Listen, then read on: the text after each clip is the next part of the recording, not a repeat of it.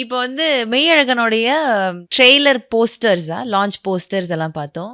ரொம்ப டிஃப்ரெண்ட்டா இருந்தது. புரட்டாசி மாசமா? எந்த புரட்டாசி புரட்டாசி மாசம் ஆமா. ரிலீஸ் அப்படின்னு 11th அப்படின்றது போட்டிருந்தீங்க. ட்ரெய்லருக்கே வந்து இன்னொரு கிளர் ஓட்டம். கிளர் ஓட்டம். முன்னோட்டம் தெரியும். கிளர் ஓட்டம்ன்றது புதிய வார்த்தை. முன்னோட்டம் வந்து ட்ரெய்லர் சொல்லுவாங்க. ஆஹா, இது வந்து teaser. Okay. Teaser. Okay. And அந்த டிசைனா இருக்கட்டும், அதுல யூஸ் பண்ண சாய்ஸ் ஆஃப் வேர்ட்ஸுமே ரொம்ப டிஃப்ரெண்ட்டா இருந்துச்சு.